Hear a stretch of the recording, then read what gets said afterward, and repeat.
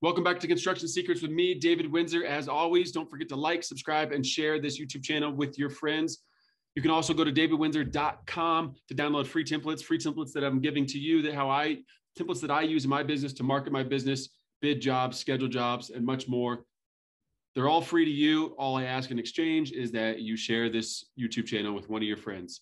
That being said, one of the things I used to do at my old company was we had a lessons learned brainstorming session when we were going out to bid a really big job or before we started a big job.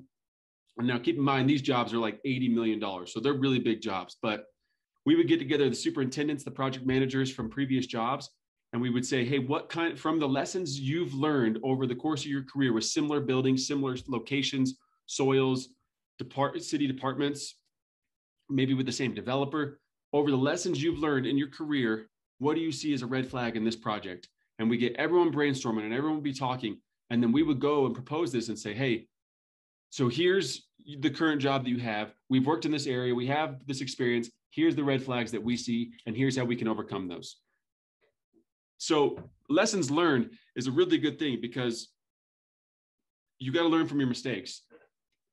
One thing with me is I'm going to make a lot of mistakes out there, but you don't have to tell me twice. If I make a mistake, you'll be sure that I'm not going to make that same mistake again. So learn from your mistakes. I don't care if you have a log, you should have a lessons learned log throughout time. So then when you're bidding another job that's very similar or something, you're going to say, wait a minute, this happened last time. I'm not going to make that same mistake again. Because if you do make the same mistake again, shame on you. You're not doing your job. You're not logging. It's not a failure. Take a step forward when you make a mistake. So I'm going to start a lessons learned series on this. I did one out in the field about a lesson we learned that was, for me, it was quite a big deal. And I'm going to share with you in the drawings. I showed you in real time in another video out on the site, but I'm going to show you here what it looks like in 2D. So that being said, right here is a footing, and here's a footing in the 3D drawing. So if we go here, this FC48 is a 48-inch footing, and it runs continuous all the way up through here. However, I just saw it weird, and I asked, so then I thought this was the footing, just right here.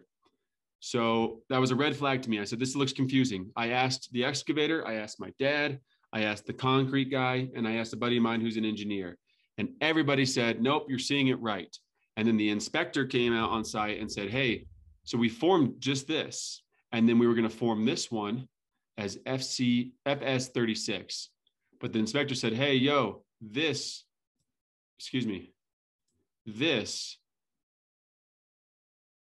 is the continuous footing. And then the pink is these squares, the spot footings. Pardon my kindergarten drawing. So we didn't do that right. And nobody caught it except the inspector, thank goodness. So what we had to do was we had to call the engineer and let him know what had happened. And so we proposed that we build a wall here, and then we connect that wall to this footing up here, and then we'll pour this footing when we do the slab. So we'll leave it out. So they said, yes, we get a partial pass on our inspection so we could pour the rest of the footings, and then we're going to come in at a later date, and we're going to pour this wall right here, and then we're going to step this footing up, and we're going to build it all in. So just so you know, so this is what an RFI, request for information, this is what I send to an architect when I have a question or a problem out in the field. So proposed new wall for for the remainder to connect. We would add a block down wall to pour FC48 over top. We would pour the remaining FC48 footing with the slab. Please confirm and provide detail. So I gave a mock SketchUp. Here's the new wall. Here's the rebar it's tying into, and here's the new footing. And I let him know the current depths of where we are with the soil, so he knows how big the step up is and all that stuff. And so I sent this off to the engineer. He sent me a stamped note and confirmation on the proposed things. And so we can take that to the city. And then when the inspector comes back, we have all the documentation that we did our homework and the engineer approves of it. So lessons learned, it's okay to make mistakes.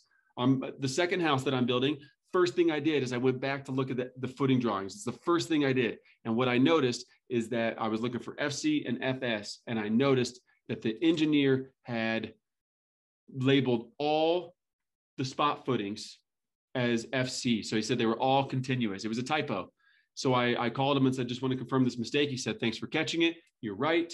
and we'd already submitted to the county, no big deal. But my lesson learned from this project on this house immediately got me going to the second house, and I spotted a problem before we even broke ground. So lessons learned is a big thing. Learn from your mistakes, learn from your failures. However you document it, make sure you go back and review those lessons learned. Don't let them go to waste. Thanks for tuning in. This is Construction Secrets with me, David Windsor. Please like, subscribe, and share this YouTube channel with your friends. And as always, you can go to davidwindsor.com and download those free templates for free to you. Thanks for checking in. See you next time.